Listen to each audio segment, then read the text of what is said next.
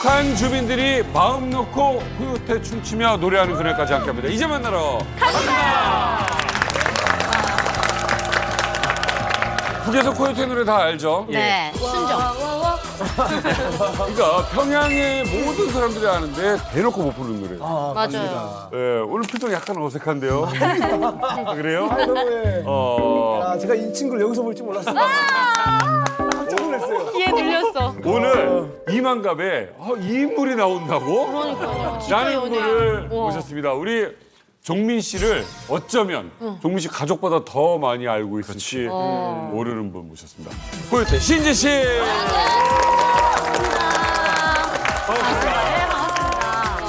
아니 신지 씨가 나오면 신지 씨에 대한 것도 궁금하지만 우리가 정말 많이 궁금했던 게 있습니다. 네. 김종민은 천재다라는 말이 정말 여기저기 너무 많잖아요. 이 그쵸. 사람 일부러 맞아. 거다. 일부러 바보인 척한다. 천재입니까? 굉장히 투명한 사람인데요. 천재로 보인다고 하시는 분들은 간헐적으로 김종민 씨가 본인이 좋아하는 분야에서 좀 뛰어난 모습을 보였을 때 그러니까 기대치가 없으신 거죠. 그렇기 때문에 뭔가 좀 뛰어난 모습을 보였을 때 천재인가? 라는 생각을 하시는 것 같고 예. 바보입니까? 라고 역으로 물어보시는 분들은 잘 보고 계신 것 같아요. 이상하게 아니었어. 역사 막 이런 거 왜 이렇게 많이 하는 거예요? 본인이 굉장히 좋아하는 영역이고 원래 역사만 굉장히 좋아했었는데 이만갑 하고 나서부터 관심이 있는 분야가 또 하나 생긴 북한. 거죠. 네, 북한. 되게 많이 알아요. 네. 그래서 저한테 예습을 정말 많이 하죠. 그런 뉴스가 있으면 신지야 이거 봐봐 하면서 저한테 알려주고 그래서 좀 많이 알아가고 있는 것 같아요. 덕분에. 신지 씨 실제로 보니까 어떠세요? 깜짝 놀랐어요. 그러니까. 이제 북한에 있을 때는 저희들한테는 완전 별 같은 사람인데 아이고. 그 별을 실제로 눈앞에서 본다는 게 믿어지지 은하 씨는 실제로 자매 은하 자매가 나는 2명 좋아했다고. 코요태하고 서른도. 오우쇼. 결이 같진 않네요. 결이 같진 않은데. 그래도 너무 감사하네요. 뭐라고 분석을 해야 될지 한참 네, 모르겠 그렇지. 있었네요. 이유가 있죠. 코요태 노래 좋아했다고. 아, 그쵸. 북한에서 사실 순정을 모르면 간첩이라고 할 정도로 너무 유명했어요.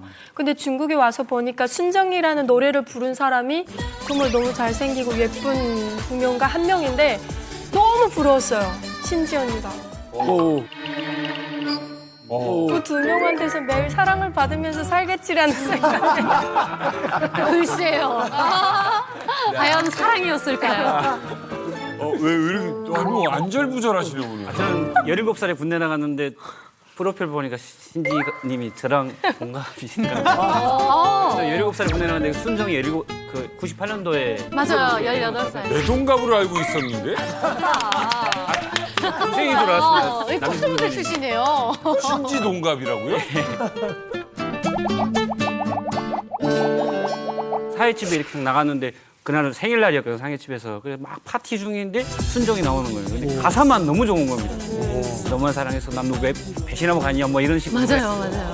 나 두고 왔던 군대 나가기 전에 이제 10년 후에 봐야 되는데 걔는 어떻게 됐을까 막 이런 생각. 막 전화해보고 편지 써보고 하는데 답이 없더라고요. 신지 씨도 함께하는 이만갑 오늘 본격적인 이야기를 시작해 보겠습니다. 오랜만에 기쁜 소식이 하나가 들려왔습니다. 지난 5월 6일이었죠. 북에서 어선 한 척이 넘어왔는데 거기에 무려 9명이나 되는 가족들이 타고 있었다. 지난 6일 밤 9명의 북한 주민이 작은 목선을 타고 서해를 통해 귀순했습니다.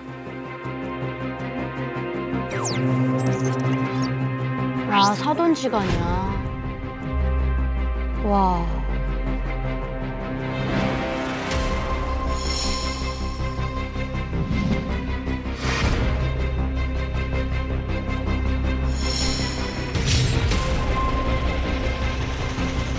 세상에 저걸 뚫고 왔다고 항해도 저 50km를 저기가 감시가 굉장히 심하거든요. 그러니까 그래요. 이렇게 보이는 데인데 어떻게 뚫으셨을까? TV나 USB에 저장되어 유포된 남한 방송도 몰래 시청했는데 특히 탈북민들이 북한 소식을 전하는 채널A의 이제 만나러 갑니다를 보며 남한 정착을 꿈꿔온 것으로 전해졌습니다. 채널A의 이제 만나러 갑니다를 보며 남한 정착을 꿈꿔온 것으로 전해졌습니다. 우와, 언니. 탈북은 지난 연말 결심했고 가재 도구들을 팔아 탈북을 위한 자금을 꾸준히 마련했습니다.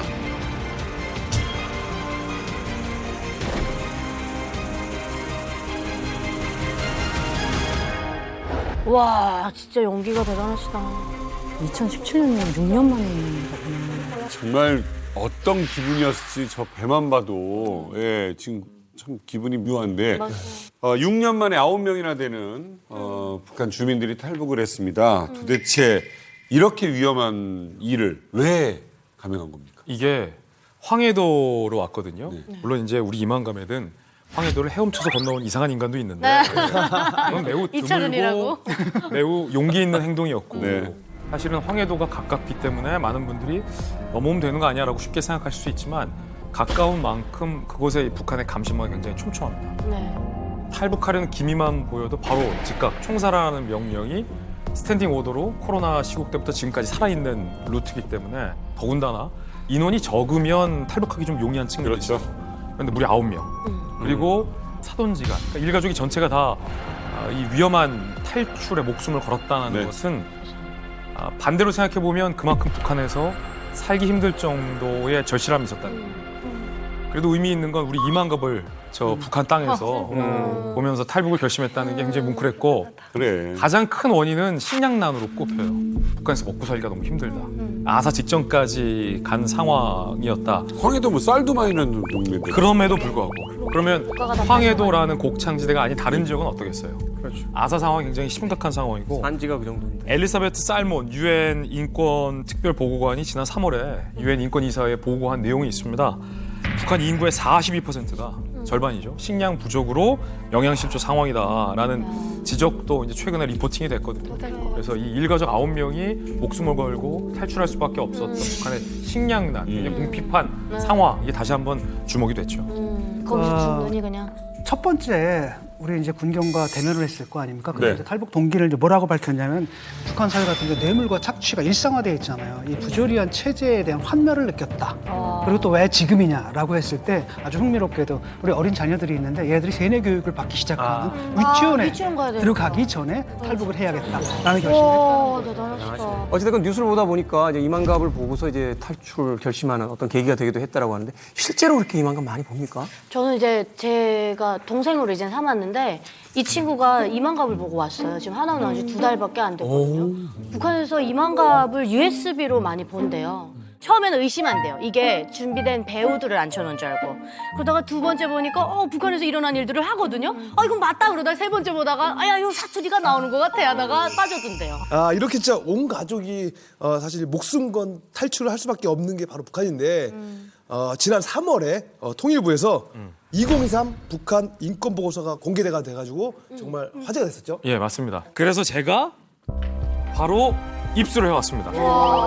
2023 북한 인권 보고서 굉장히 두꺼워요. 440페이지가 넘는 상당히 방대한 책이고 북한의 인권 참상에 대한 1,600여 개의 사례가 아주 구체적으로 실려 있습니다. 저도 이게 공개되자마자 통일부 사이트에 들어가서 좀 이렇게 봤습니다. 그런데 사실 오늘 방송 되게 걱정되는 게 이게 너무 충격적인 이야기들이 많아서 이게 과연 21세기의 국가에서 벌어지고 있는 일이 맞는가 그런 생각이 들었거든요. 그래서 이 이야기를 좀 더 전문적으로 이야기해 주실 전문가 한 분을 좀 모셔봤습니다. 김광진 북한 인권연구센터장님 나오셨습니다. 네, 안녕하세요. 안녕하십니까.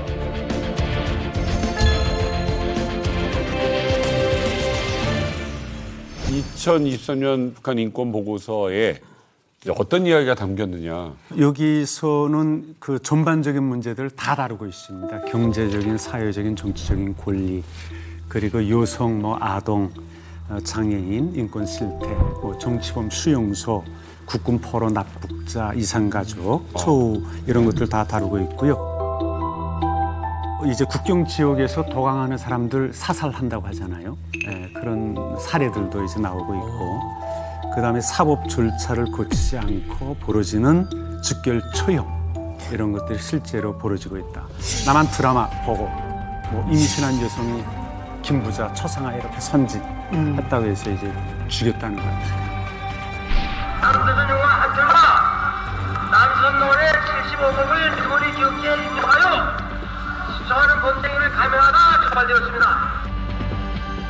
제가 이제 인사드릴 때까지만 해도 주제가 바뀌어도 조금 편안하게 가겠지 했는데 지금 막 총살, 즉결 처형 막 이런 얘기들이 아무렇지도 않게 자연스럽게 나오니까 조금 사실 입이 떡떡 벌어지는 게 이제 사실이긴 한데 이게 정말로 그냥 있는 일이라는 거잖아요. 그렇죠. 지금 뭐 아직도 현재 진행형으로 일어나고 있고 이게 이제 500여 명이 2017년부터 이슨 일을 증언한 내용들입니다. 그래서 지금 현재 진행형이라고 볼 수 있겠죠. 자, 충격적인 이야기를 또 전해드려야 될 것 같은데 2023 북한 인권보고서 저도 조금 이렇게 훑어봤는데요. 이 374페이지에 이 탈북 여성의 인권 실태를 보여주는 부분이 있습니다. 탈북 과정에서 많은 여성들이요.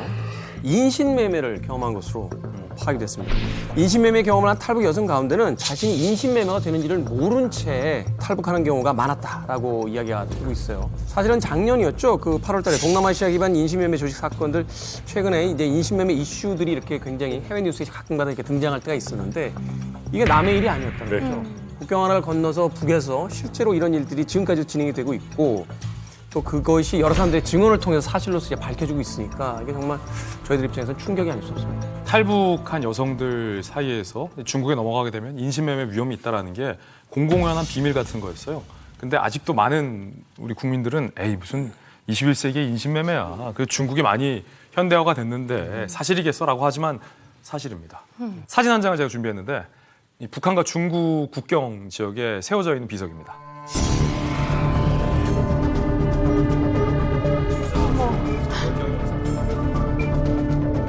경고, 월경자 수용 금지, 월경 여성 어린이 판매 금지. 이게 북중 국경지대 곳곳에 세워져 있는 현재 세워져 있는 비석이거든요. 인신매매를 하지 말라는 표지판이 있을 정도라는 건 인신매매가 정말로 활발하게 이루어지고 있다는 반증이거든요. 일상화돼 있다는 거죠. 일상화돼 있다는 거죠. 런던에 있는 북한 인권단체 코리아 퓨처 이니셔티브가 2019년에 공개한 이 인신매매 관련된 보고서가 있습니다. 중국 내 탈북 여성 10명 중에 6명이 인신매매를 당한 것으로 추산된다라는 리포팅도 있거든요. 그거면 정말로 많은 여성들이 지금도 사실은 팔려가고 있다. 이 시간에 보통 한국으로 올 때 대부분의 북한 여자들이 중국이라는 땅을 거쳐서야만 한국에 올 수 있어요. 근데 본인이 팔려갔다라는 것을 굉장히 부정적으로 생각하면서도 그 집에 눌러 앉을 수밖에 없는 이유가 있는데 남자와 이제 결혼을 하고 그 사이에서 아이를 낳아요. 그러면 그 아이 때문에 자신의 그런 뭐 이렇게 존엄성 같은 거를 무시하고 그 아이만 바라보면서 중국에 머물러 사는 사람들도 많죠. 자, 강동원 교수님께서 중국에 가서 직접 그 인신매매 피해를 당했던 북한 여성들을 만나고 오셨다고 들었습니다. 어떻게 다녀오시게 된 겁니까? 네, 제가 2016년 9월부터 2017년 5월까지 중국 현지에 직접 가서 인신매매를 당한 탈북 여성 100명을 현지에서 직접 인터뷰를 하고 왔습니다. 정말 상상 이상입니다. 그래서 너무나도 아프고 또 비참한 잔인한 그런 상황들을 제가 좀 보고 왔고 오늘 우리 국민들이 좀 이 부분들을 알고 함께 공감하면 좋겠습니다.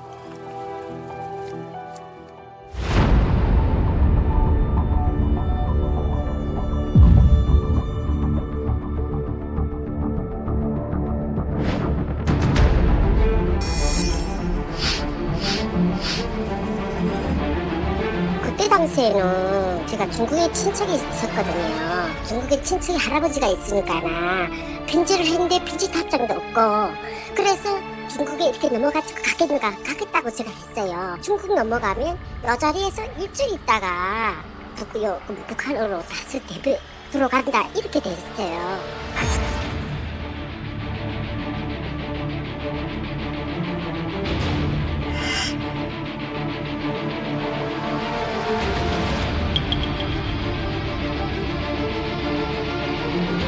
저한테 중국까지 밟아보는 순간에 앞뒤도 돌아보지도 말고 걸어가라는 거예요. 그래서 제 말도 못하고 끝까지 걸어갔어요. 그러면서 이제처럼 자기네끼리 이렇게 뚝딱뚝딱 하다가 제가 넘어가는 순간에 사람한테 팔아먹은 거예요. 실제 제가 팔려왔어요. 그러니까 친척집에 연락도 안 하고 저한테 팔아먹은 거예요. 진짜.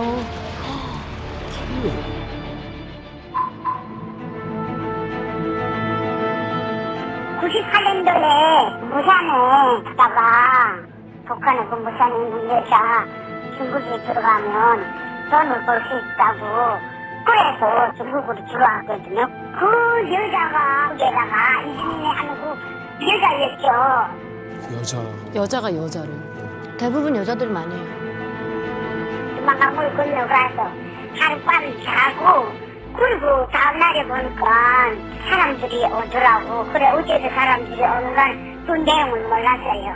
지금 생각해도 그게 다른 사람들이 했어요. 지금 생각해도 그게 다른 사람들이 했어요.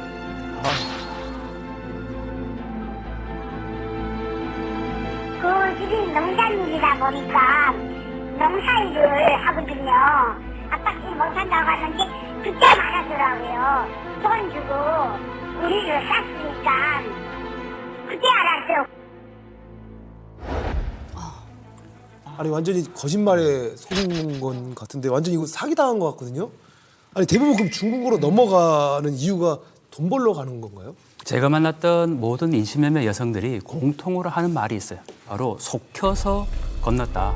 속혀서라는 말이 속아서라는 북한식 표현인데 돈을 많이 벌 수 있다라는 말에 이제 속아서 넘었는데 이 돈을 많이 번다는 얘기는 특히 고난의 행군인데 자고 일어나면 뭐 부모님이 굶어서 죽어가거나 또는 부모가 아이가 죽어가는 모습을 봐야 되거든요.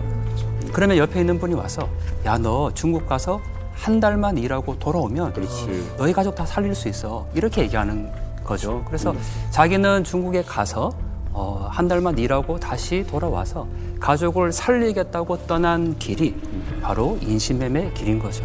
그리고 자기 발로 강을 건넜지만 강을 건너는 순간 이미 거기에 브로커가 있기 때문에 그때부터 이제 팔려가게 되는 상황이 됩니다. 저런 상황이 되면 이제 그 사람들의 어떤 가장 약한 고리, 아까 이야기하신 것처럼 이제 가족이 굶어 죽어가는데 한 달만 갔다 오면 된다라고 하면 누구든지 사실은 가게 되겠죠. 그리고 또 그 이전에 어떤 신뢰관계가 만들어진다든지 뭐 이런 것들을 통해서 이제 안심을 하게 하고 이제. 그치. 내가 잠깐 강을 건넜다 오면 내 가족을 살릴 수 있다는 생각으로 그 강을 건넜을 때 그게 큰 죄를 짓는다는 생각을 하면서 거기를 가는 사람들은 저는 없을 것 같은데 그렇게 갔는데 영영 돌아오지 못하게 될 수도 있다는 거잖아요. 해외에서 오는 애들을 해외 기만 앞잡이라고 합니다. 일반 앞잡이 하는데 이게 주로 여성들이 많이 합니다. 같은 여성이니까 편안하고 또 여성분들이 이게 말을 잘합니다. 그러니까 중국에 살던 사람들 하니까 내가 가서 살아봤는데 정말 몇 달만 일하면 또 몇 년 동안 너네 집 다 먹여 살릴 수가 있다. 이렇게 굶고 있지 말라 하니까 그냥 따라 나서는 거예요.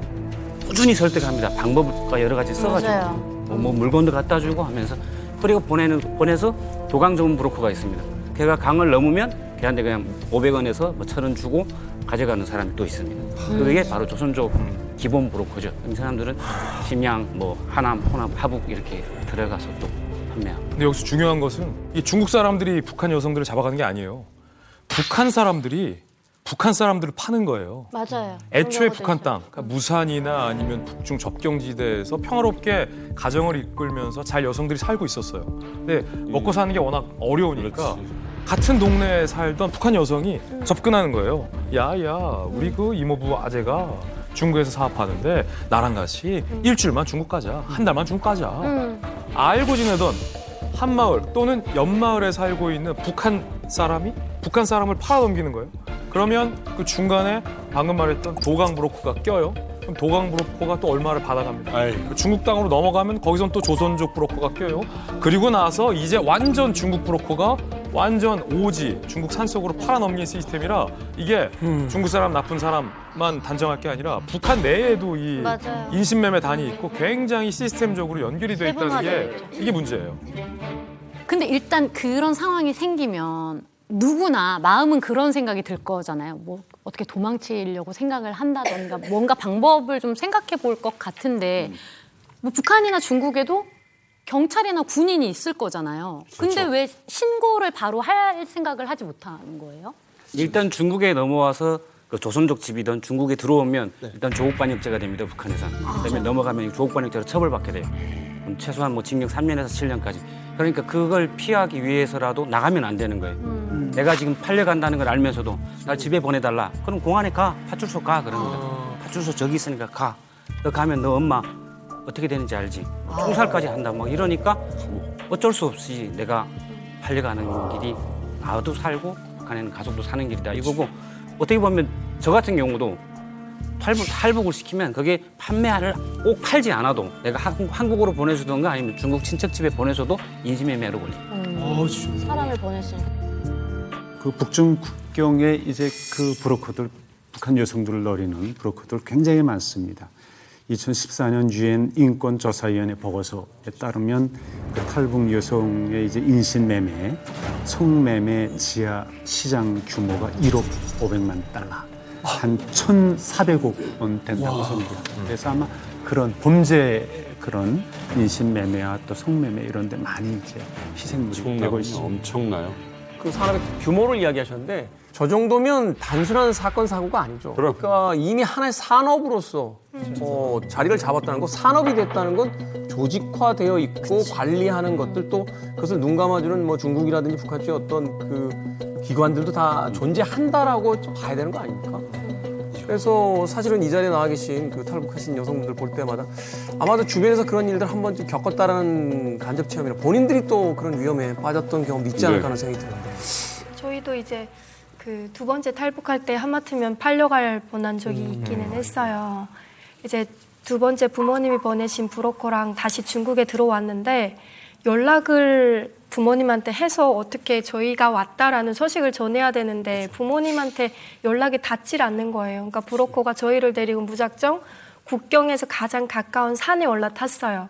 그래서 여기서 기다리면서 너희 부모님하고 어떻게 연락을 좀 닿게 해보자 했는데 그곳에서 며칠 몇 날 막 굶으면서 있다 보니까 너무 배가 고프고 허기진 거예요.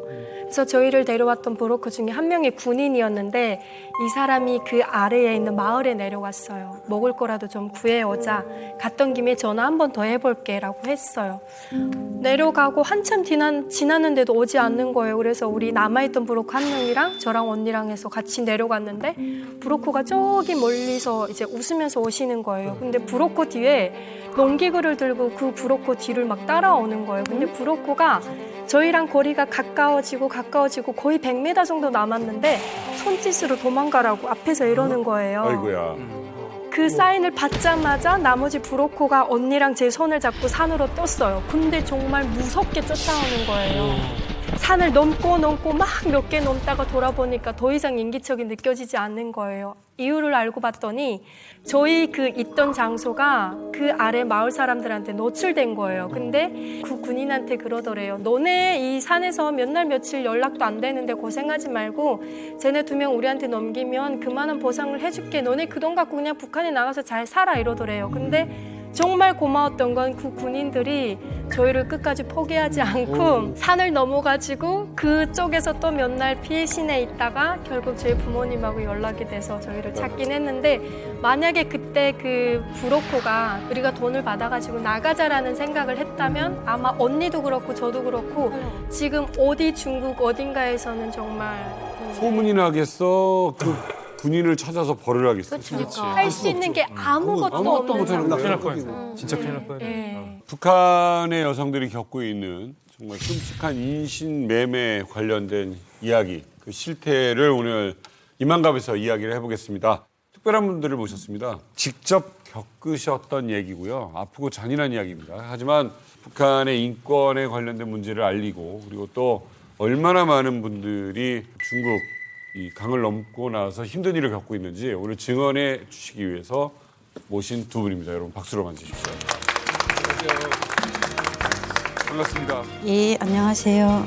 전 한경북도 청진에서 온 김지연이라 합니다. 예, 청진에서 오셨어요? 네, 안녕하세요. 저는 2007년도에 중국으로 넘어왔고 2010년에 대한민국에 입국한 김성연이라고 합니다.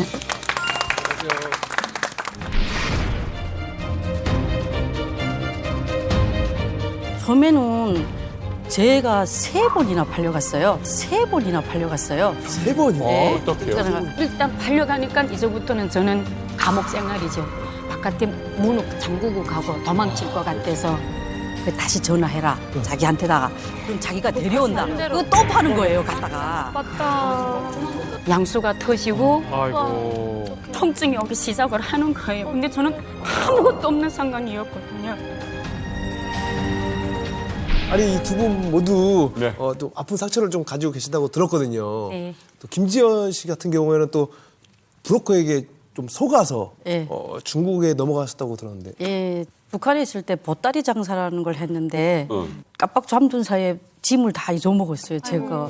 그래서 다시 정진역에 와서 어떻게 할까 하고 정말 막막한 거예요. 그래서 역전에 앉았는데 어떤 여자가 배랑 메고 쑥 오더만 돈 안 벌겠는가 하더라고요. 그럼 어디서 돈 버는가 하니까 중국 가면 담배 모종을 심는데 하루에 북한 돈을 그때 660원을 벌 수 있다. 그래서 계산해보니까 한 달만 해도 숱한 미천, 당산 미천 돈을 벌 수 있겠더라고요. 그래서 그럼 가겠다 했죠. 그런 거 어렵지 않으니까. 그래서 도망을 밤에 건넜죠. 청진에서 북한 돈 660원 벌 수 있다니까. 그게 그 돈이면 이제 적지 않은 돈이고. 엄청난 큰 돈이죠. 그렇죠. 예. 왜냐면 뭐 한 달에 그 3,000원, 뭐 4,000원 뭐 이런 얘기할 때니까. 그러니까 처음에 강물 건너서는 이런 농촌이니까 마을이 있어요. 근데 개가 엄청 짖어요. 개가 짖으면 중국 멸망대가 오니까 이 사람들은 일단 우리를 산속에 있잖아요. 이런 가수원 같은 데, 움막 같은 데다 피신시켜요. 아침에 보니까 사람이 서너 명이 오는 거예요, 남자가. 근데 그 사람들도 조선족인데 중국말을 하는 거예요. 우리가 말을 못 듣게. 근데 완전히 중국어를 안 하고 띄엄띄엄 사람이 오고 이런 말을 하는 거예요. 근데 이게 아니구나. 소문에 듣던 그거 우리를 팔아먹으려고 하는구나 생각. 소문은 이미 들어서 알고 계시고. 그때 당시도 북한에 많이 잡혀나온 애들이 있었으니까 이렇게 판다는 건 알았는데 정작 제가 팔려갈 건 생각 못 아니, 그러니까 했어요. 멀쩡하게 장사하던 분이잖아요. 예. 또 황해도까지 굉장히 먼 곳 왔다 갔다 하신 분인데 갑자기 난데없이 나를 팔겠다? 이거 눈치를 채신 거네요. 예. 뿌르고 보고 그랬죠. 나를 팔자고 그러지 않는가 하니까 그제서야 말하는 거예요. 우리가 중국말도 모르고 아무것도 모르기 때문에 팔려가서 그 집에서밖에 일할 수밖에 없다고 그러더라고요. 야, 말이 그래서 아니 그건 좋다. 근데 우리는 일단 강물을 건넜으니까 반역자지 않아요. 북한 가도 처벌을 받고 여기 있어도 처벌을 받는 거예요. 그럼 다 좋다. 나를 파는데 다시 내가 북한에 쉽게 갈 수 있는 데서 좀 팔아달라고 그랬죠. 좀 잘 사는 집에다가.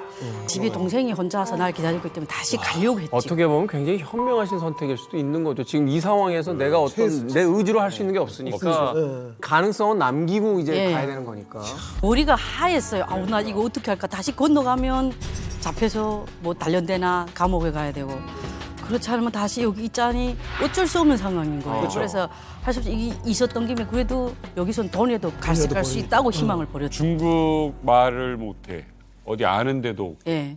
꼼짝 못하는 상황이에요. 처음에는 제가 3번이나 팔려갔어요. 3번? 3번이나 팔려갔어요. 3번이요? 어떡해요? 삼합에서 용종으로 갔어요. 용종이라는 곳에 가서 어떤 집에다가 저를 대다 놓더라고요. 그러니까 그 사람이 저를 파는데 밤에 왔는데 사람이 선글라스를 끼고 왔는 거예요. 남자가 사람 5명이 왔는데 이 한쪽 눈이 약간 좀 장애인이더라고요. 눈이 없는 사람이더라고요. 그래서 맨발바람으로 달아났죠. 달아나서 원래 대련 뿌로코 삼촌한테 갔죠. 그리고 다음날 아침에 이 사람이 전화 와서 연길에서 사람이 하나 나왔는 거예요.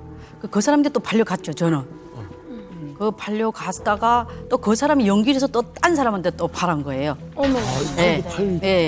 팔리고 해서. 돈은 받으신 거예요? 저는 못 받아. 저는 못 받죠. 그럼 자기들끼리 파는 자기네끼리 그 밭에서 쑥닥쑥닥 거려가지고. 와, 이건 지금. 근데 이 사람들이 또 브로커들이 얼마나 웃긴 게 너 여기서 살기 싫으면 전화번호를 줘요. 이 돈이라도 가지고 공중전화에서 전화할 수 있는 데까지만 달아놔라. 그 다시 전화해라. 자기한테다가. 그럼 자기가 데려온다. 그거 또 파는 거예요. 갔다가. 여기 돈 받고 저기 돈 받고. 그러니까 이제 또 이 사람은 그 사람은 찾지를 못하니까. 그 널뛰기라는 거 그런 거 하는 거예요. 그거를 이제 이 여성들 사이에서 널뛰기, 뜀뛰기라고 표현하는데 뜀뛰기는 말씀하신 것처럼 브로커가 팔고 그 여성과 짜가지고 이 여성이 한 3개월 정도 살고 있다가 다시 나와서 다른 곳에 또 파는 거예요. 이 브로커가. 그러면 이 여성에게 처음에는 여성은 단돈 1원도 못 가져요. 그렇지만 두 번째 뜀뛰기를 하면 이 브로커가 조금의 돈을 주는 거죠. 저를 얼마 주고 샀지 않았어요. 합의를 받지 않았어요. 근데 사촌 형수들이 왔더라고요. 저를 신체 검사하자고 하는 거예요. 그러니까 제가 그때 당시가 28살이었는데 중국은 28살짜리 아가씨가 없는 거예요. 다 19살, 20살, 21살은 다 시집가서 아가 있어요. 그러니까 그것도 제가 후에 들었는데 자기는 믿지 않았대요. 28살짜리 아가씨가 없다. 아줌마도 좋다. 좋으니까 있으면 애라도 하나 낳아야 되니까. 그걸 때문에 그랬다 그러더라고요. 제가 중국에서 만난 어떤 여성, 역시 20대였는데 이분은 3번째 팔려가기 전에 제가 만났어요. 근데 2번은 정신지체와 신체 장애가 있었던 사람에게 이제 팔렸던 거죠. 그러니까 제가 소원이 뭐예요? 이런 질문들을 만나면 하는데 어떤 분들은 뭐 고향에 있는 엄마 보고 싶어요. 아니면 뭐 건강하면 좋겠어요. 이렇게 이제 답변하는데 이 여성은 뭐라고 얘기를 했냐면 제발 이번에는 정상적인 사람에게만 좀 팔아줬으면 좋겠다. 이렇게 얘기를 하고 심지어 제일 먼저 중국에 와서 배운 중국어 말이 이 말이었다고 하는데 한번 직접 들어보시죠.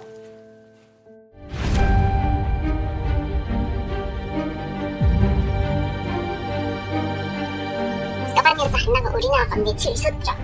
언니야 이게 그렇게 심심사거리니까 낯사는 데는 가지 말고 어디 눈에 마음 없으면 가지 말아라. 무서워하지 마라. 그렇게 하고 남자들을 맞이하는 게 다 싫은 거야요. 막 날 때리는 거야. 따로 할 수 없다고. 안 가겠다. 안 갔다 살고 이렇게밖에 말고 나는 온전한 사람인데 뭐 보내라. 그리고 내가 누구 안 갔다 날 막 때리더라.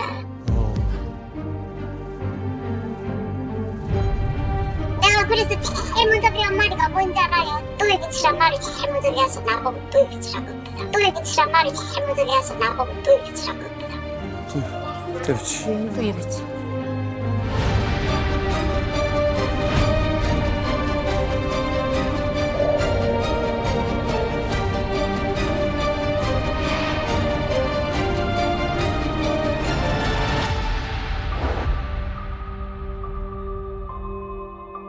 일단 팔려가게 됐을 때 거기서 유일하게 할 수 있는 게 이왕이면 좀 좋은 곳으로 보내달라는 부탁을 할 정도라는 거면 상황이 굉장히 열악하고 무서운 그런 상황이라는 게 느낄 수 있잖아요. 근데 대체 어느 곳으로, 어떤 곳으로 가게 되길래 이렇게 좋은 곳으로 보내달라고 이야기를 하는 걸까요? 이 정상적인 사람한테만 보내주세요라는 게 장애가 없는 분에게 보내주세요라는 의미가 아니에요. 이런 열악한 상황 속에서 정상과 비정상을 구분하는 것 자체가 의미가 없는데 내가 먹고 살 수 있고 그래도 학대를 당하지 않을 수 있는 정상적인 사고를 하는 남자한테 보내달라라는 간절한 어떤 비임 같은 거거든요. 절실한 구걸, 애원 같은 거거든요. 중국에서 인신매매 피해를 당하고 어렵사리 중국에서 탈출을 해서 우리나라에 정착해서 살고 있는 인신매매 피해 탈북 여성들을 저는 직접 만났는데요. 한번 들어보시죠.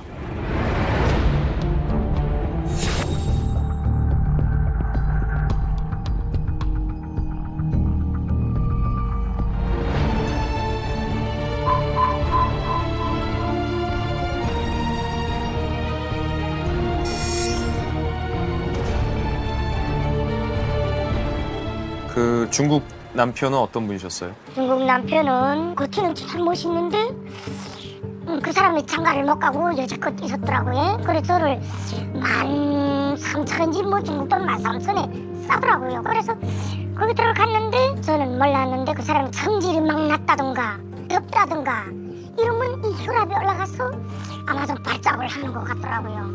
그 무슨 간질병 같은 게 있은 걸 제가 몰랐어요. 간질병.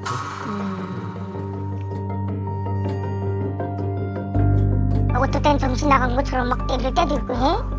그 때리는 걸 또 어떻게 때리냐면 말을 잘 모르잖아요. 무슨 그냥 말하는데 내 알아 못 들으니까 그럼 막 이러면서 팔 막 땅땅 구르네.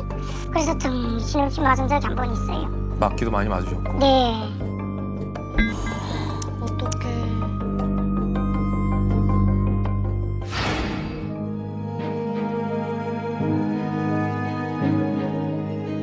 원치 않는 남성과 네. 대화도 안 통하고 하루하루 지내시는 심경이 어떠셨을까요? 원치도 않는 것도 어떻게 했어요. 나를 고발하면 내 붙잡혀 가겠는데.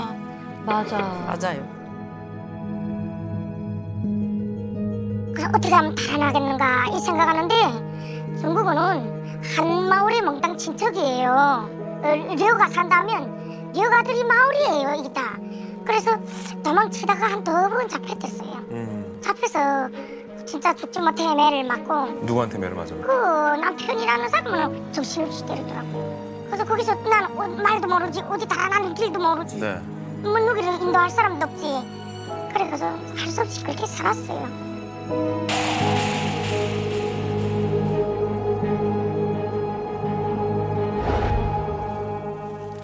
너무나도 말도 안 되는 일을 겪으신 거예요. 너무나 고통스러운 이야기를. 그럼요.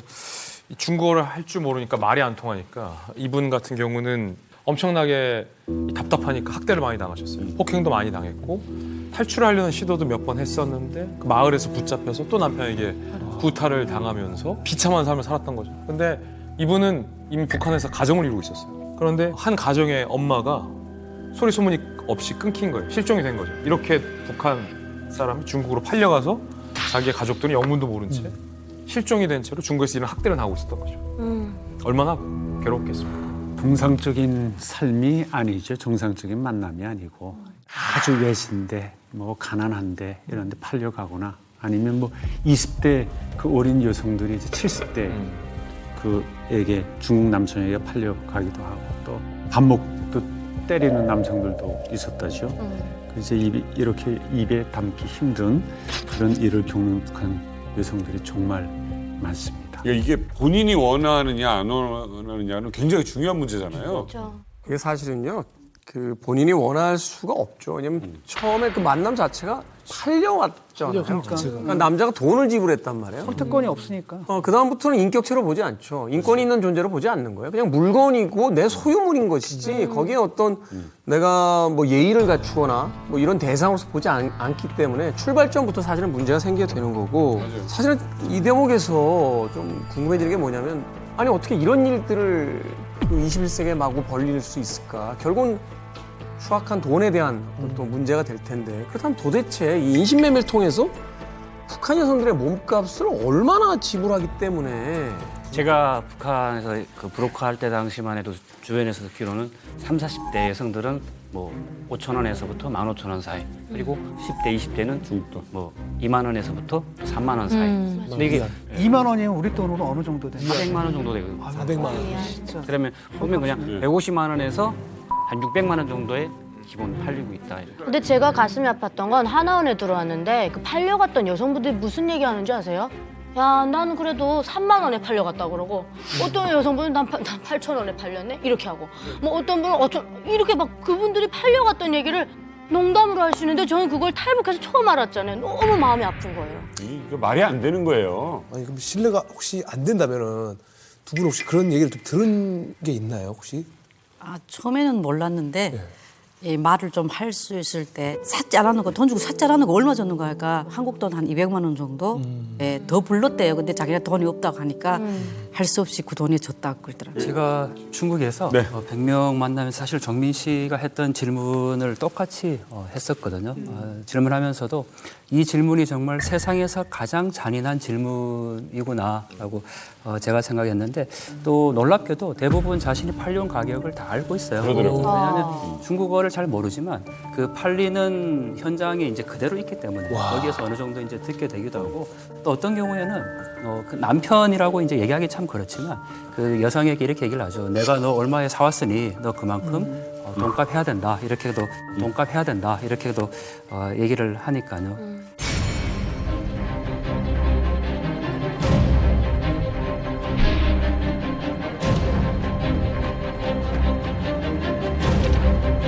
이게 무슨 표인가요? 이게 뭐예요? 네, 제가 만난 분들의 몸값을 이렇게 병명을 다 정리를 한 겁니다. 네네. 만난 분들의 몸값을 이렇게 병명을 다 정리를 한 겁니다. 네네. 물론 그 탈북 연도에 따라서 이 몸값이 좀 다르기는 했었는데 가장 비싼 값이라고 해야 될까요? 2015년에 7만 위엔 정도, 우리 돈으로 약 1,300만 원 정도 되는 돈이었고 가장 가격이 낮은 분은 6천 위엔, 우리 돈으로 한 110만 원 정도 되는 돈으로 이분들의 인생이 끝나는 거죠. 너무 비참하고 아프고 이런 표현들로 한마디로 할 수 없는 상황이죠. 아주 유명한 소설가도 그들의 이야기를 절대 소설로 쓸 수 없을 거다. 왜냐하면 인간이 상상할 수 있는 범위를 사실 넘어서요. 그런 이야기들이라서 너무 마음이 아프죠. 근데 아까 이제 그 표에 이제 값을 매긴 그 표를 보여주셨잖아요. 근데 거기에 나오는 그 돈은 정작 탈북한 여성들은 단 1원도 받지 맞아요. 못하는 돈인 거잖아요. 그건 다 모조리 브로커들한테 가는 건데 그럼 탈북한 여성들은 그냥 100%의 피해자가 돼버리는 상황이 되는 거예요. 돈 받았다는 사람 얘기 들어본 적 있어요? 이게 기가 막힌 거예요, 이게. 그 정말 또 딜레마가 뭐냐면 아직도 이제 팔려가서 아이를 낳고 중국 현지에서 사시는 분들이 꽤 많아요. 엄청 많아요. 근데 이분들이 시간이 흐르고 아픔과 고통을 잊고 또 그 나름대로 어떤 가족 관계를 형성해서 그래도 우리 아이 아버지, 우리 시어머니라고 생각하면서 자기 합리화를 하는 경우가 굉장히 많은데 사실은 그러시면 안 되거든요. 피해자고 가해자인 거거든요. 근데 체념을 하게 된다는 게 희망이 없어진다는 거거든요. 이게 굉장히 좀 가슴 아픈 대목이에요. 사실은 다른 방법이 없으니까 그렇게라도 버티려고 하는 거겠죠. 그러니까요. 자기 삶에 의미가 부여되지 않으면 사실은 살 그 수가 고통을 없으니까. 계속 살 수가 없으니까 그렇게 이제 맞습니다. 필요한 이렇게 것 같은데. 사실 이렇게 혼자 몸으로도 사실 견디기가 힘든데 승현 씨는 임신한 몸으로 겪으셨다고. 네, 정말? 저는 북한에서 장나라 씨 나오는 드라마를 보고 탈북을 결정을 했고요. 그 드라마를 보면서 궁금한 점이 과연 나만 이렇게 잘 살까? 체류탄을 쏘며 사람이 죽어가는 그런 세뇌 교육을 받은 북한하고 나만 드라마를 봤을 때 너무나도 완전히 다르니까 진짜 나만이 현실이 맞을까, 현실일까라는 이런 궁금한 점도 많이 생겼습니다. 맞아요. 예, 저는 그 자의는 아니었고요. 그래서 한국 드라마를 보고 이게 이웃이 신고를 하다 보니까 임신한 채로 탈북하게 남편과 같이 탈북을 하게 됐어요. 임신 몇 개월 정도 됐을까요, 그 당시? 그때 제가 탈북하게 됐던 게가 박달. 왜? 만사? 박달. 왜? 만사? 만삭인 상태. 예, 만삭인 상태에서 제가 북한에서 2007년도 6월 29일 날 예정일을 받았습니다. 근데 6월 6일 날 밤에 저희가 강도강을 했습니다. 예, 드라마보다 걸려서 이제 신고를 했고. 예. 그래서 저희가 불에 들어섰는데 그 두만강 밑에 이렇게 깡통을 달아놨어요. 너무 이렇게 그때 많이 있다 보니까 이 깡통을 달아놨는데 남편이가 바로 높이 들어야 된다. 몸이 무거워도 바로 높이 들어 했는데 높이 든다고 했는데 걸렸거든요. 그래서 소리가 난 거예요. 그래서 저서에서 그래서 저서 밑으로 넘었는데 그래서 바로 나와서 그 손을 들이 쏘는데 무서운데 물이 이만큼 올라오는 거예요. 근데 저는 지금도 그림 무서워서 수영을 못하고 수영 배우러 가는데 지금도 저는 수영 못하고. 근데 그때는 벌써 임신이 된 상태 막달이니까 자꾸 몸은 자꾸 아래로 가지 하니까 그래도 남편이 끝까지 제 손을 놓지 않고 끝까지 와서 서시장 옆에 왔는데 임신한 채로 3일 굶어 보니까 저는 진짜 더는 못 살겠더라고요. 근데 한쪽 분이 오셔갖고 까누올라 전 중국말 잘 몰라요. 근데 까누올라 하니까 그게 무슨 말하니까 이렇게 삽을 보여주면서 이런 거로 가자미 이러더라고요. 그래서 간 게 영길 대암 돼지 목장에 갔습니다. 근데 솔직히 밥도 요만큼 주지 뭐 남자들 다 나가 일하는데 저는 밥도 제대로 못 먹고 눈치가 보이니까 거기서 산나무를 캐다가 서시장에 내려와서 시장에 내려와서 파는 일을 했었거든요. 근데 팔면서 한 여자가 저한테 다가오더니 제가 이 나무로 다 살 테니 돈은 못 가져왔으니까 집에 좀 가자는 거예요. 그래서 저는 그때만 해도 내가 또 임신이 누가 언니가 뭐 잡아가겠냐 그런 식으로 그래서 돈을 주겠지 하고 따라갔는데 그 집이가 인신매매라던 브로커 집이었던 거예요. 아니 만삭의 임신부를? 예, 저는 달려가도 한 사람이잖아요. 네. 근데 두 사람이 몫이가 되잖아요. 이해가 돼요. 임신부를 그렇게 본다고요? 예. 그러니까 한 사람 몫이지만은 제 안에 3명이 하나 또 있으니까 두 사람 몫이니까 한 사람 팔지만은 상대방한테서는 두 사람이 몫을 받는 거예요. 돈을 더 달라. 예. 그때 내가 팔려간 것이 말을 못하는 버버리 집으로 갔었습니다. 예. 그래 그 버버리 집으로 일단 팔려가니까 이제부터는 저는 감옥 생활이죠. 자기네가 바깥에 나가면 바깥에 문을 잠그고 가고 도망칠 것 같아서 그런데다가 임진한 채도 계속 끊이게 일을 시키지. 예. 근데 밤에 자다가 덮치는 거예요, 저를. 그래갖고 그때 도망쳤거든요. 맨발로 아마 제가 비어진 자리가 있을 거예요. 피를 흘리면서 제가 도망쳤거든요. 근데 도망쳐서 가다 나니까 한글로 이게 버스 이게 이름 적힌 게 있더라고요. 그래서 제가 부작정 국버스에 올랐던 거죠. 국버스에 올라서 부작정 올라갔는데 양수가 터지고 아이고. 통증이 오기 시작을 하는 거예요. 근데 저는 아무것도 없는 상황이었거든요. 진짜 아무것도 없었어요. 근데 마침 그 버스 승객 안에 이게 승객분이 여자분이 대다수가 많았었어요. 그래서 거기다가 비닐바마 까고 남자들 앞에다가 다 보내고 일단 나왔는데 울어야 되는데 울지 않는 거예요. 버스에서 아이를 낳으신 거예요? 예. 그래서 어머나 야 울어야 되는데 야 어찌 울지 못하지 야 죽었는가 그저 내 생각에는 그것밖에 없는 거죠. 근데 가다 나니까 어느 병원에 들어갔었어요. 예, 병원에 들어갔는데 그 의사님이 오시니까 애가 탯줄을 3바퀴다 이렇게 감았대요. 탯줄을 3바퀴다 이렇게 감았대요. 예, 그래도 애가 목숨이 살아있다고. 거기 안도의 숨이 나가는 거예요. 그래서 제가 그때 병원에 가서 다 수술해갖고 그때 쌍둥이였거든요. 쌍둥이요? 예, 태반 하나 또 있다는 거예요. 한국 같으면 이게 해서 절개를 해서 수술을 했을 텐데 저는 아예 그건 또 못하고 거의 아예 그래서 깡짤로 해서 뜯어내서 그 태반을 다 뜯어낸 거예요.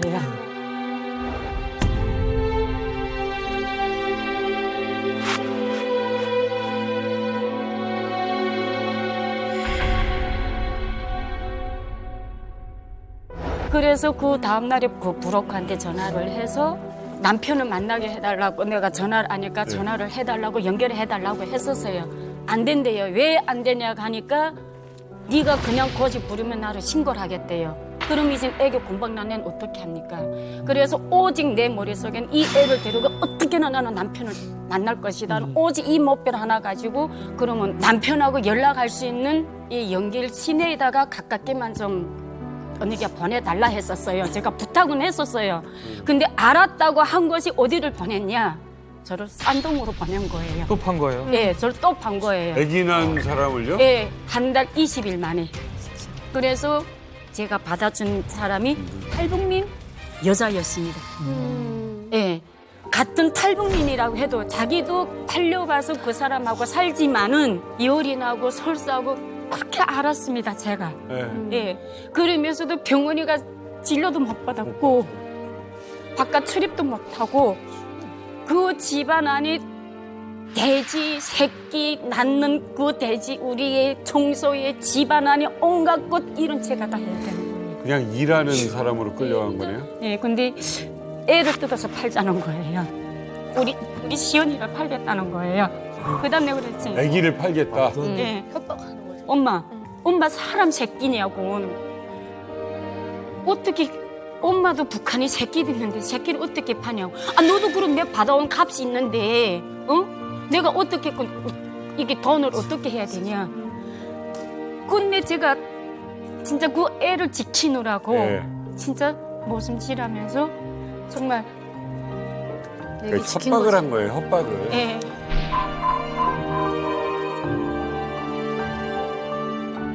예, 근데 사실은 제가 국정원에 와서 그 부분을 봤습니다.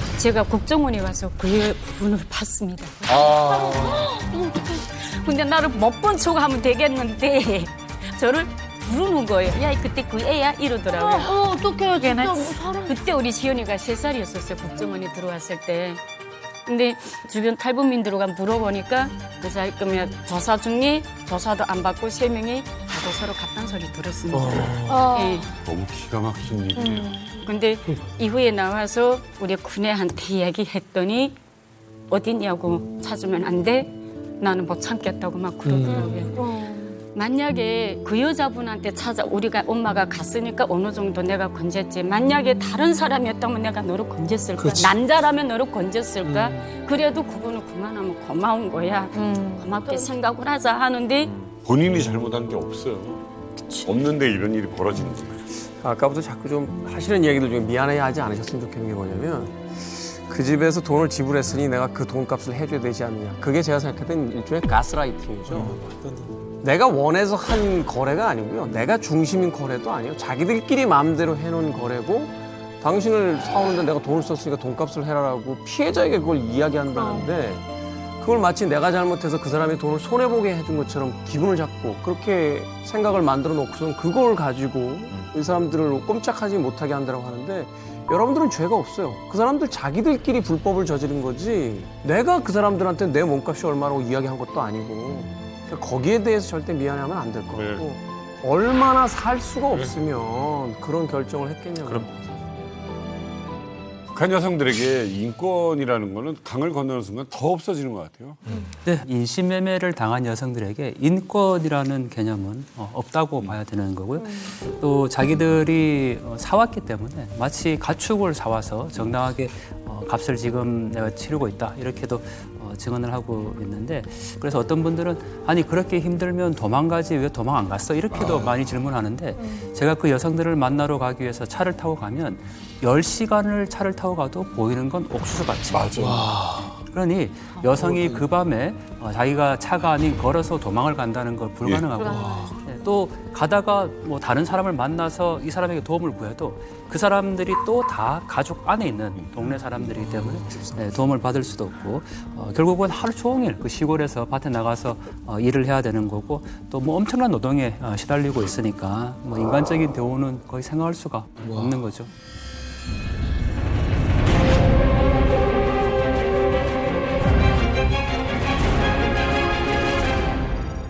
애를 정말 막달잡이 해갖고도 19달 반까지 제가 일을 했거든요. 농촌에 가다니까 그 콩가술도 하고 강냉이 그거 다른 것도 하고 했어요. 그래서 저는 애를 낳았고 정말 6개월도 안 돼갖고 제가 농사일을 또 다시 했거든요.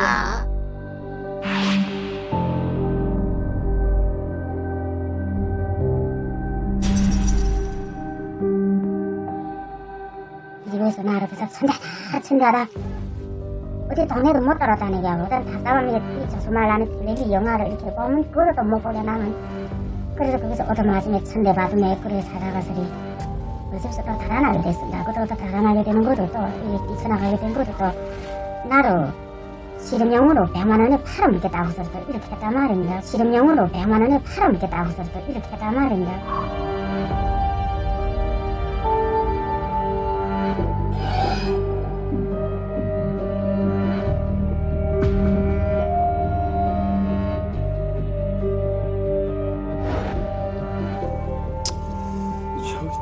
비디오 보고 나니까 인권이란 단어 자체도 굉장히 사치스럽다라는 생각도 해보게 되네요. 더군다나 임신 9개월에 거동도 안 되는데 일을 시켰다는 건 아까 말씀하신 것처럼 정말 사람이 아니라 가축으로 보지 않았나 하는 생각도 하게 되는데 왜 우리가 우스갯소리에 그런 얘기 하잖아요. 뭐, 야 내가 얼마나 고생 많이 했는 줄 알아? 하는 얘기 하는데 오늘 이 비디오 보고 나니까 두 분 이야기 듣고 보니까 어디 가서 그런 얘기할 자신이 이제 없습니다. 제가 중국에서 만나봤던 그 남자 쪽 시어머니 되는 사람들이죠. 이 탈북 여성들을 향해서 보내는 시선이 굉장히 냉혹해요. 그러니까 자기네 사람이 아닌 정말 돈을 주고 사온 물건인 거죠. 그래서 그 또 마을에 모임이 있어요. 뭐 북한에서 며느리를 사왔다라고 하면 그런 갖는 모임이 있는데 그 집 며느리는 얼마에 사왔어? 우리는 10,000원에 사왔어. 이렇게 말하는 사람들도 있고 또 아프거나 아니면 병원 가야 될 상황이 있으면 너는 돈을 주고 사온 사람이기 때문에 아파도 병원에 갈 수 없다고 우리 집에서 할 몫을 다 해야지만 병원에 갈 수 있다고 하면서 이제 제대로 된 치료도 못 받는 사람들도 있어요. 네. 근데 중국에서 이분들의 인권이 이렇게 정말 어떻게 보면 참담하잖아요. 근데 사실 저런 분들이 북한에 나오면 더 개돼지 취급을 받아요. 그러니까 왜냐면 이젠 반역자가 된 거죠. 제가 이제 어렸을 때 중국으로 가셨던 분들이 잡혀 나와요. 잡혀 나오면 입고 나온 옷 그대로 인민반들을 통과시키게 합니다. 일부러. 그래서 이제 두 줄을 쫙 세워서 갈 때 저희에게 덜 들어서 이렇게 그들한테 던지라고 해요. 근데 이제 그때 우리가 들고 안 던져요. 왜냐면 먹고 살기 힘들어서 간 거를 어느 정도 알기 때문에. 근데 저희 그때 이렇게 서가지고 무슨 얘기를 하냐면 와 청바지 입었다. 와 머리 노랗게 염색했네. 빨갛게 염색했네. 그래서 이제 그걸 쳐다보면서 부러워하는 거예요 나중에는. 근데 지금 알고 보니까 이분들이 중국에서 겪었던 삶이 그렇게 참담한 줄 모르고 북한에 있는 젊은 여성들은 야 저렇게 되고 싶어서 가고 싶다라고까지 심지어 생각도 한다라는 거예요. 그렇게 생각했던 제가 너무 미안합니다. 그럼 이제 좀 궁금한 게 북한 당국에서는 인권에 대해서는 관심이 없는 건가요? 사실 북한에서는 뭐 오보이 수령이라고 그럼요. 그러죠. 오보이. 그다음에 뭐 노동당도 오모니 당이라고 하는데 그 자기네 여성 동무들도 책임 못 지는 게 이제 한심한 거죠. 인권은 사실 북한에서 공개적으로 많이 얘기를 안 합니다. 왜냐하면은 북한 내부의 인권 상황이 너무 열악하기 때문에 그래서 얘기를 공개적으로 못 하고 있고 오히려 이제 뭐 자본주의 썩고 병든 자본주의 세계 헐벗고 굶주린 남조선 어린이들 뭐 이런 식으로 얘기하면서 이제 인권이 저기는 뭐 다 말살되고 이제 유린되고 있다 이런 식으로 얘기하면서 인권 얘기를 하는 거죠. 왜 팔려 나오는지가 사실 제일 중요한데 지금 말씀하신 것처럼 먹고 살기 위해서 당장 굶어 죽으니까 나온 거고 또 예를 들면 장사하다가 단속이 돼서 감옥에 교화소에 가야 되는 상황에서 피해서 나오게 되는 거고 그러니까 그 모든 상황들을 만들어 놓은 게 북한 당국이라는 거예요. 그러니까 이렇게 나올 수밖에 없었던 상황을 만들어낸 그 북한 당국이니까 북한 당국이 인권을 얘기할 상황이 안 되는 거죠. 인권에 대한 이야기를 제일 싫어하잖아요. 지금. 그럼요. 그래서 사실은 오늘 두 분 이야기 듣고 저 가슴 아팠는데 제가 만난 인터뷰한 분은 자기 발로 직접 인신매매에 팔려간 분이에요.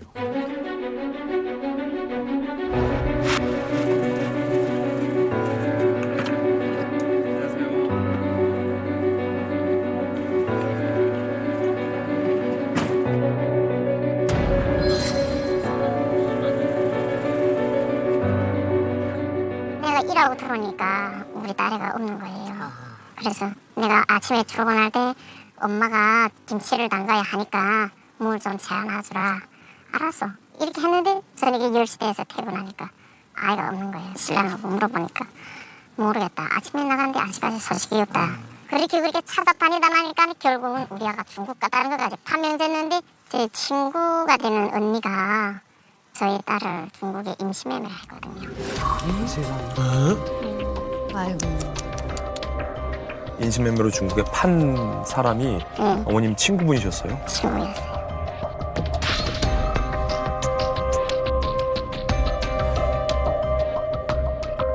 딸이 인신매매 됐다라는 소식을 북한에서 들었을 때 네. 그때 마음이 어떠셨어요? 그 마음이란 게 더 말할 수 있으니까 이제 도대체 겨우 17살인데 옆에 있던 새끼를 잊어먹었으니까 무조건 찾아야 된다는 생각에 내가 그래서 압록강을 넘어가는데 무턱대고 내 새끼를 못 찾잖아요. 그래서 제가 5년을 기다렸어요. 자식한테서 소식이 올 때까지. 그래 5년을 기다리는데 5년 만에 소식이 왔어요. 그래서 제가 5년을 기다렸어요. 자식한테서 소식이 올 때까지. 그래 5년을 기다리는데 5년 만에 소식이 왔어요.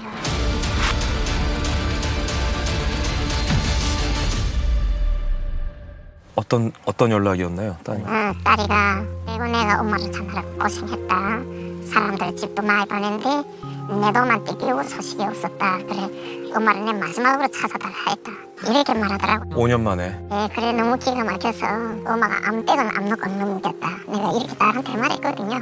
근데 갈 길이 없어요. 내가 나이 먹었으니까 12살이니까 나를 팔아주겠다는 사람도 없었고 이러던 찰나에 내 남자 사촌 동생 아이가 국경경비대하고 이렇게 장사를 하면서 누나 이번에 안 가면 누나를 도와줄 길이 없다 그러더라고.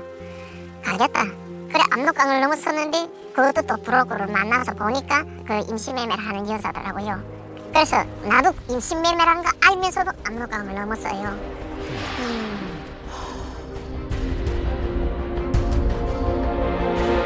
내 딸인 데를 가자.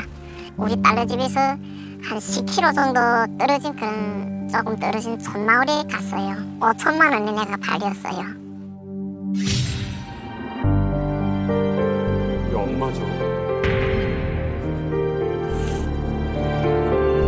인신매매로 팔려간 작은 딸을 중국에서 다시 만날이라고는 상상도 못했지요. 됐을 것 같아요. 네. 굉장히 기적적으로 네. 그때 심정이 좀 어땠나요, 기분이?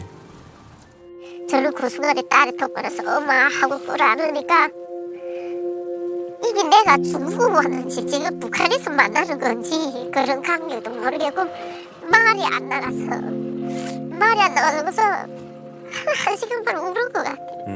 그런데 만나니까 이제 아이가 붙잡고 울지 너무 기막혀서 말이 안 나서 이게 진짜 만났는지 안 만났는지 그런 것도 느끼지 못하겠더라고요.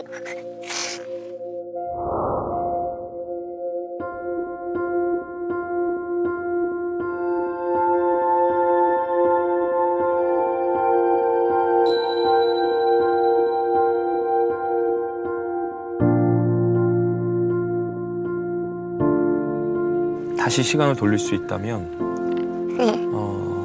다시 과거로 돌아간다 하더라도 따님을 찾으러 중국으로 가실 건가요? 당연하죠. 세계로 찾는 것까지 가야죠.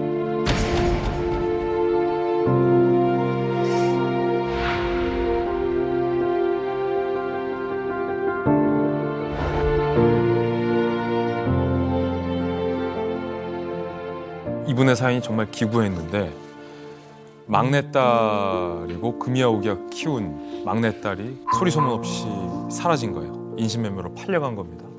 5년 동안 딸을 찾느라 미친 여자처럼 북한 전 지역을 다 헤매고 다녔어요.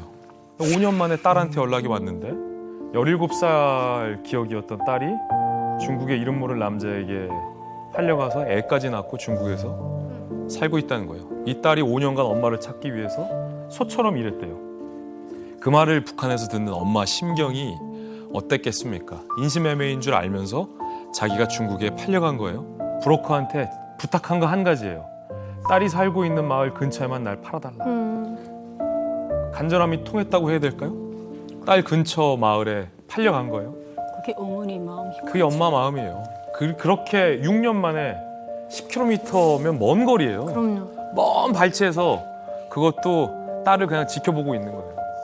나중에 결국 이 딸과 따님과 어머니가 중국에서 탈출하는 데 성공해서 지금은 이 대한민국 한국 땅에서 모녀가 제외해서 살고 있습니다. 근데 그 딸이 어머니랑 같이 중국에서 탈출하기 위해서 중국에서 낳은 자기 딸을 또 두고 와요. 아이고. 피덩이 자기 딸이 잠들었을 때 자기 딸을 두고 탈출을 합니다. 이 엄마는 한국에서 자기 딸을 찾을 수 있어서 너무 좋은데 지금 자기 딸이 중국에 두고 온 본인 딸 생각을 하면서 하염없이 눈물 흘리는 모습을 볼 때 미안하다고 하더라고요. 이 기구한 비극이 계속해서 되풀이되고 있는 겁니다. 사실 이런 끔찍한 일을 겪는 걸 알면서도 이렇게 가는 거잖아요. 네. 어떻게 보면 이 지옥을 탈출하기 위해서 불구덩이로 들어가는 격이 아닌가 좀 생각이 드네요. 네, 저희 부모님이 이제 북한에 계실 때 자주 도강을 하셨어요. 그렇다 보니까 동네에서 소문이 났었는데 어느 날은 여자 2명이 이제 자매더라고요. 저희 집에 찾아왔는데 북한에서 더 이상 살 수 있는 길은 없고 그렇다고 또 깡도강을 해서 중국에 갈 수 있는 용기는 없고 하니까 중국에 가서 팔든 뭐 어쩌든 일단 중국 땅에만 자기네를 데려다 달라라고 하시는데 비단 이 2명만 그런 것뿐만 아니라 정말 많은 여성들이 생명을 부지하기 위해서 자신이 팔려가는 걸 알면서도 인신매매를 시켜달라고 요구하시는 여성분들도 많아요.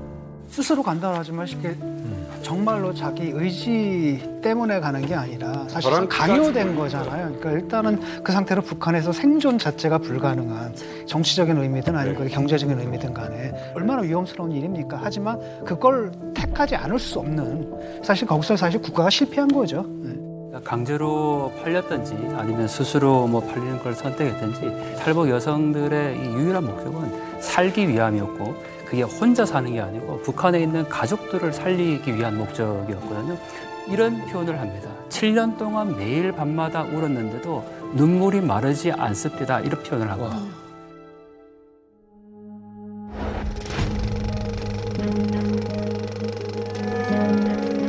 70일 안에 가만히 팔려가단 말인데 팔려와서 이렇게 눈물 흘리며 이렇게 10년 남아 이렇게 살았습니다. 그래 살면서 죽지 못해서 그래서 죽자고 서 약도 먹기도 하고 어쨌든 그랬습니다. 그러면서 그래서 아이도 낳고 이렇게 어머. 눈도 잘 못 보고 어떻게 귀가 잘 듣지 못하고 했잖아. 이 어떻게 말하면 기억력이 좀 없습니다. 저는 기억력이라는 게. 그러니까는 무너진 발달한 건 한 군데밖에 없어. 미치겠어 내가. 아유, 속상한데. 아니 이게 말이 결혼이지 정말 강제로 팔려간 거나 그럼요. 마찬가지잖아요. 근데 정말 저도 중국에서 한 5년 정도 살면서 주변에서 팔려온 여성들을 많이 보긴 했는데 남편은 정해져 있는데 매일 저녁 들어가는 남자들이 다른 거예요. 돈은 한 명밖에 구해올 수 있는 돈밖에는 없어요. 근데 형제가 여럿이 되다 보니까 그 한 여자를 사옴으로써 모든 사람의 욕구를 그 한 여자한테 해결해야 되는 거예요. 그렇다 보니까 하루 저녁에는 뭐 남편 형이 들어오고 다른 날은 뭐 아빠가 들어올 때도 있고 근데 그거를 감내하면서도 그걸 잘 감내해서 사는 건지 아니면 너무 큰 고통이어서 고통이라는 걸 잊고 사는 건지. 저 중국에서 제 딸을 두 딸을 데리고 있을 때 한쪽 사람들 대놓고 얘기를 해요. 국적이 없으니까 애를 팔라고. 너네가 여기서 키우지 못하지 않냐. 예, 근데 사실 이렇게 북한에서 넘어올 때는 중국에서라도 잘 먹고 잘 살자고 사실 넘어왔는데 한국에 오자고서는 우리는 세뇌 교육이 있다 보니까 없잖아요. 근데 솔직히 이 애들을 제가 북한에서 주사 잘못 맞아갖고 애가 죽었어요. 우리 시은이 우애 애가 북한에서. 그래서 드라마 보고 이 애가 임신됐으니까 또다시 죽일 것 같아서 그래서 사실은 탈북하게 됐고 경로는 그렇게 됐는데 중국에서 마저까지 국적을 없이 팔라고 하니까 엄마로서의 뭐 이게 인생이 끝이 나는 것 같더라고요. 그래서 한국행을 우리가 선택을 했던 거. 한국행을 선택하지 못한 채 중국에서 살고 있는 여성들 굉장히 많습니다. 빨리 다 구출하고 싶은 마음인데 제가 만난 또 인신매매 피해 여성은 그 증언이 더욱더 충격적입니다. 매우 불편한 진실들이 있는데 마음의 준비를 좀 하고 내셔야 될 것 같습니다.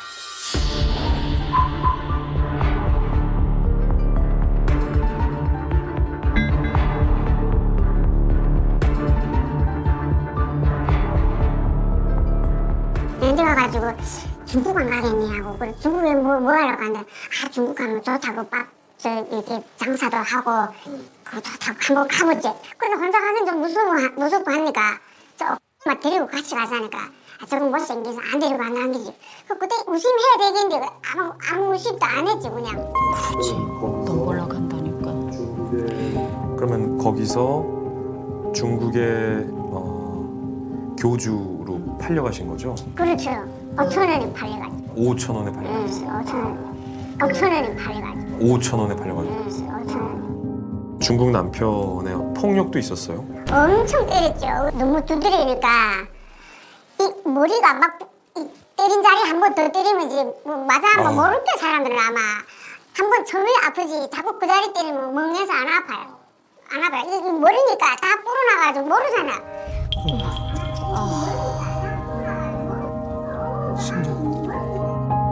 남편이 왜 때렸나요? 정신이 나 그냥 때린다니까. 제 생각이 어쩌다 그냥 때려. 어느 날에 내가 그 교회에서 우리 김치하고 저녁에 이제 퇴근하다가 그 김치가 한 날라주고 딱 들어오는데 집에 안 들어가 막 난리인 거야. 그 수업 왔어. 2층에 올라가고 중에는 이러면서 지금 나는 차라리 맞아대도 그냥 들어가야 돼. 그 들어가니까 어째 이제 왔냐 어디가 있다 이제 왔냐고 문 탁 미닫이 열더니 그다 나무태기 받쳐놓고 들어가 패기 시작하는데 그때 이제 머리가 이제 막 빵빵빵빵 다 불어나죠. 아주 그 좁은 공간에다 다 두드려 패니 머리가 만져보니까 내 머리 아예 다 물렁물렁해. 막 담담 터질 직전이야 막.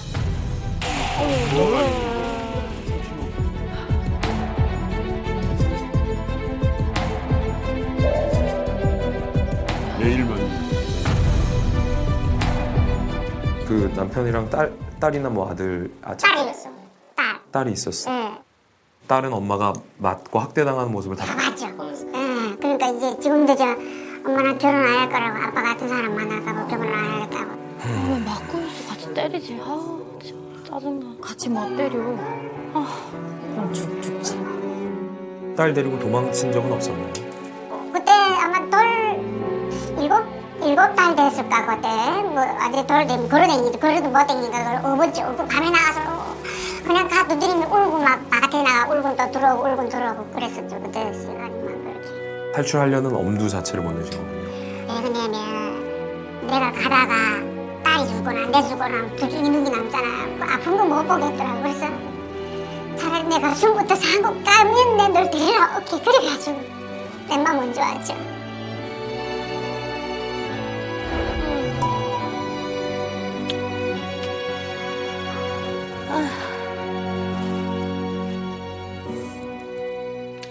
제가 이제 인터뷰한 많은 인신매매 피해 여성들이 중국에서 낳은 아이를 그 집에 그냥 두고 나홀로 탈출해야만 했던 경우가 굉장히 많아요. 두 가지 이유인데 첫 번째는 너무 소중한 이 아이를 데리고 가다가 혹여 잘못되면 아이까지 죽을 수 있어서.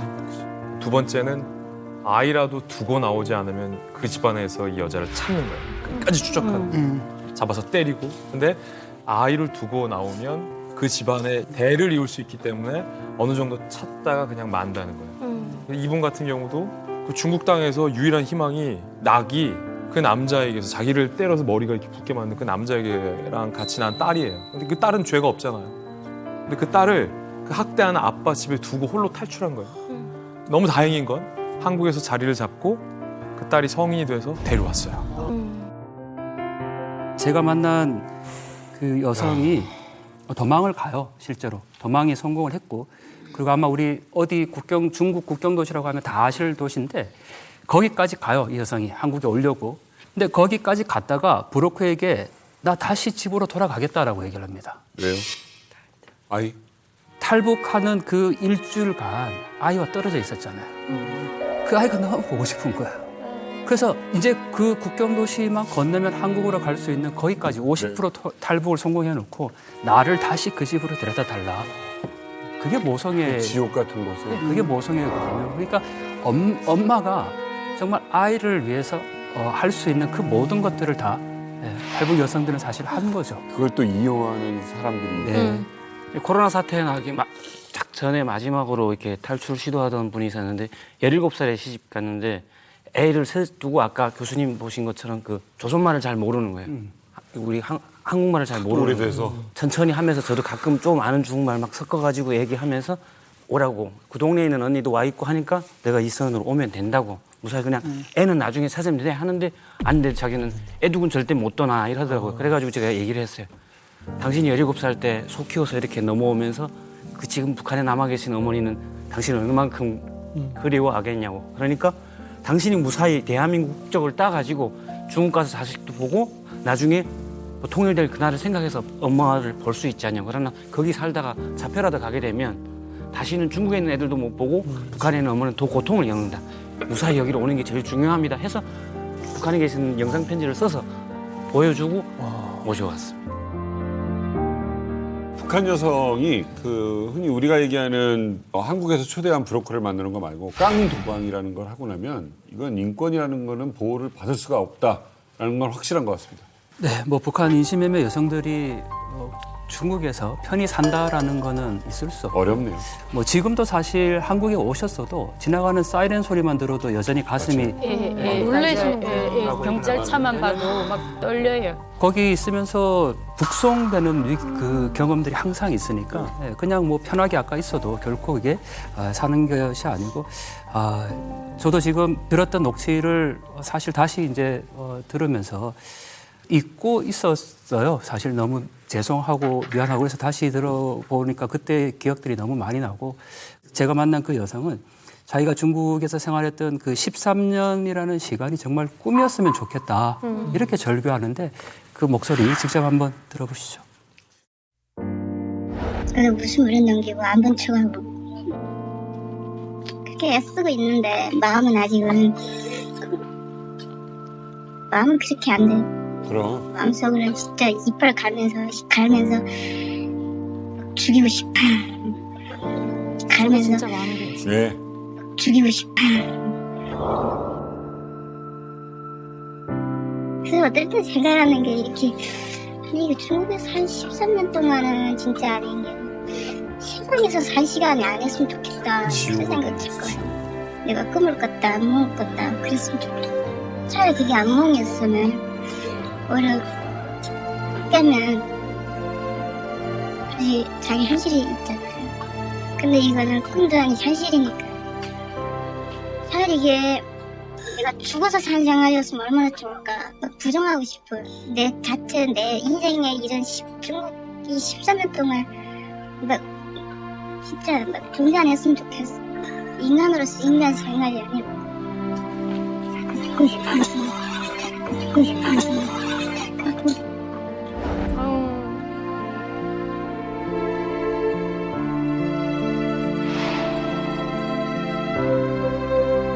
절대 그러시면 안 돼요.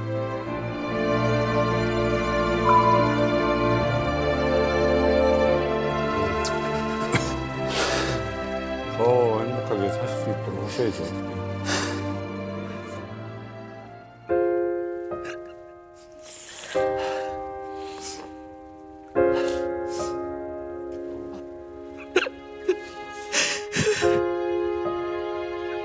강 교수님은 지금 사실 수없이 많이 다니셨거든요. 지금 왜 눈물이 나시는지 좀 여쭤보겠습니다.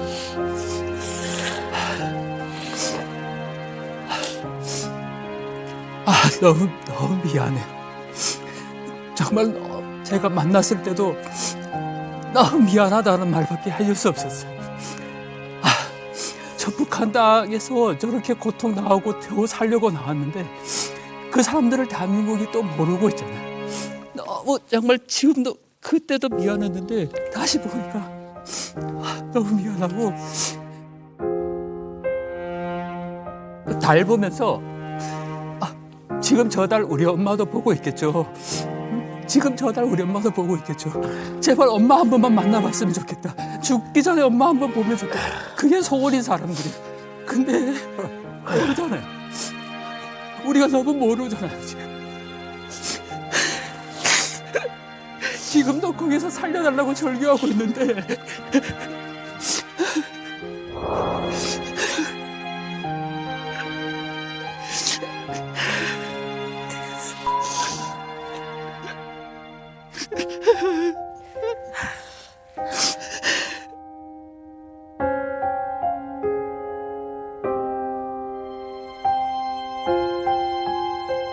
지금 이런 일은 계속 이어지고 있는데 어떻게 하는 게 최선의 방법입니까?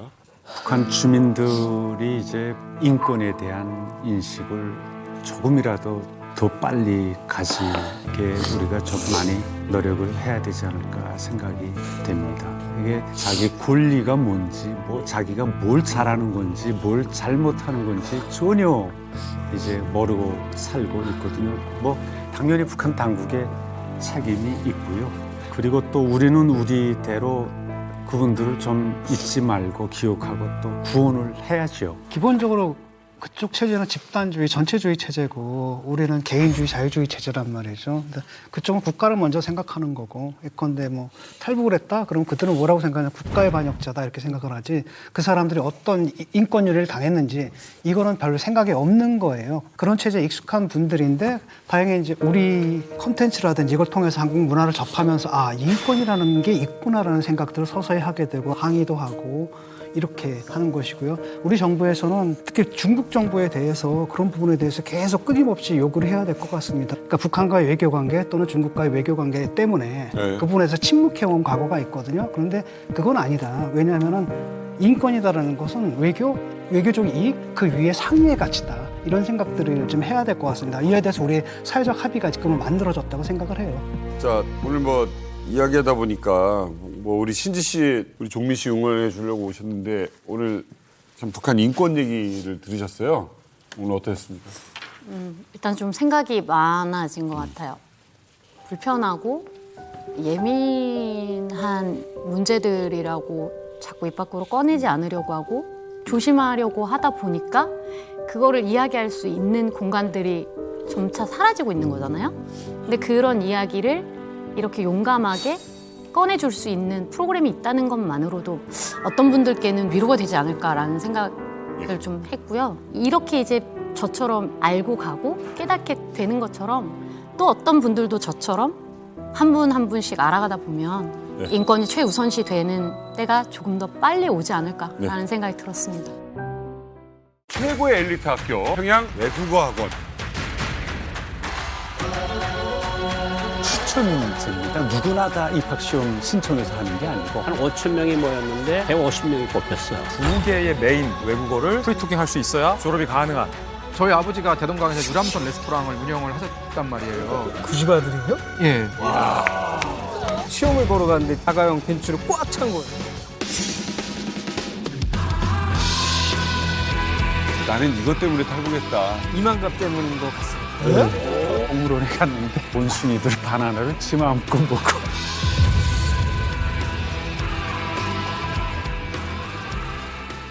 채널 A